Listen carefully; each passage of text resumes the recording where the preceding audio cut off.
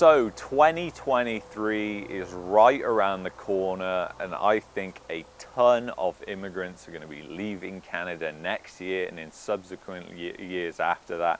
Even though they have all these targets to bring people over, they're going to struggle to meet those. Let's talk about it. So the thing is, the government has come out with unrealistic targets again on immigration. The way they fill these targets is simply by lowering the requirements to come to Canada, and essentially they also expand categories like for refugees, asylum seekers, for also like people's grandparents and parents.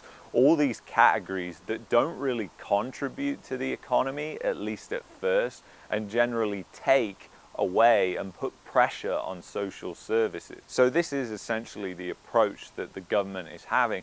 But I think they're going to have a real struggle, because already you are having tons of skilled immigrants just leave.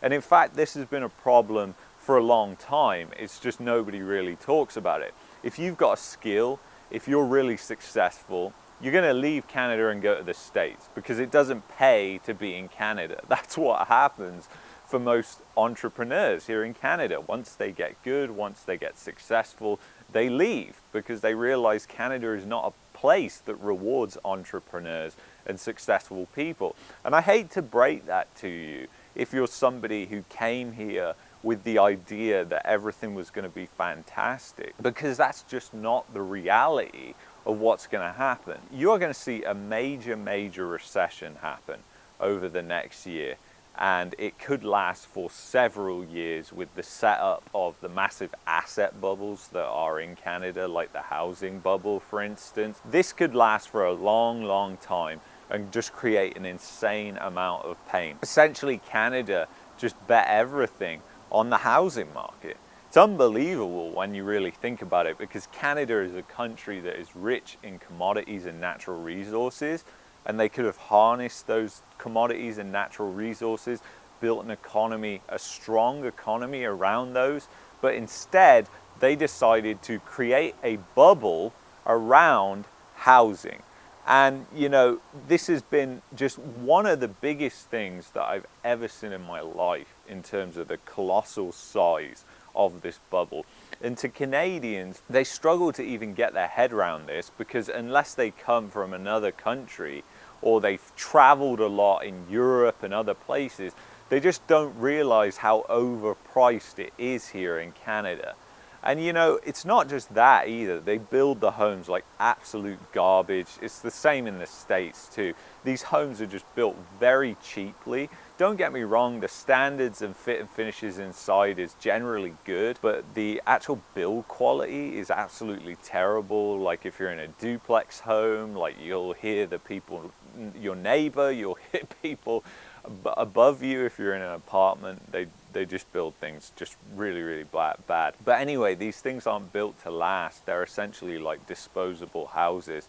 And that's why in a lot of places like Toronto, they just tear them down and then build these mansions. But you know, Canada has created this huge economy which is just based around this bubble, and this bubble is collapsing right now. They're raising interest rates, and essentially they've raised them to a point that has strangled the economy, and it's going to put it into a coma, and that coma is going to be a major recession.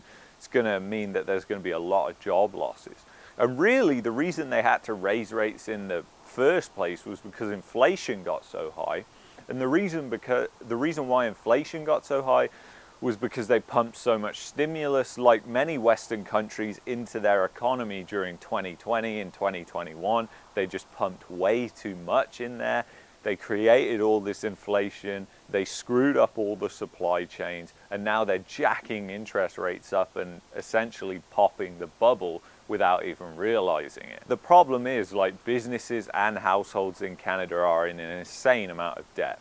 I mean, I'm debt free here in Canada, but I am like 5% of people probably here, because most people, they have debt of some kind, be it a car loan, a line of credit cards that they just roll over their balance, essentially only pay the interest on it, home loans, whatever it is. People have insane amounts of debt. I've never seen anything like it. People will even leverage their house like an ATM. I've never seen this type of behavior before. I was new to it coming from Europe, where it's not common at all to do that. But in the US and Canada, they do that, and it essentially just creates these huge bubbles, because anytime that house prices rise, people think, hey, we got all this equity and we can just use our house as an ATM, go buy other houses. That further drives up the price of housing. It makes it look like there's a lack of supply when it's actually just there's too much artificial demand created by the bubble and the rise in prices. Canada is going to see immense economic pain over the next couple of years, and there are tons of newcomers that have come to Canada over the past 5 to 7 years who will just up and leave. There are tons of people who have come over the past 2 years who are just going to up and leave. I mean, I saw a story a while back that was something like over 20-30% of newcomers to Canada are considering leaving within 2 years of arriving. The government isn't looking at stuff like that. So they're not going to be prepared for a tsunami of people leaving. And not only that, nobody's going to notice, because they don't even have an accurate measuring tool to know when people have left Canada permanently or not. So that's the really funny thing. So we might not even know what's happening with people moving out of Canada. And this is Canadians as well, because Canadians are sick and tired of the federal government. They're sick and tired of the cost of living in Canada. It's so extremely high. I do not understand how anybody could build a life here. They would just be in an immense amount of debt. It would be like a chokehold. They'll just be working 9 to 5 every single day for the rest of their life. They won't be able to afford to do anything, to go on vacation, to really see the world or anything like that. And you don't get much vacation anyways here in Canada, but people can't even afford the very little vacation that they get. That's how sad it is right now. So the thing is, things are going to get really bad in 2023. A lot of people aren't prepared for that. Some, they know it's coming, but the reality is their back is up against the wall anyway. They're just screwed whatever happens. I think it's just mad where we've got to in Canada. I can't honestly believe it. I'm hoping 2023 is going to be that year when we leave Canada. I'm pretty confident that's going to be the case.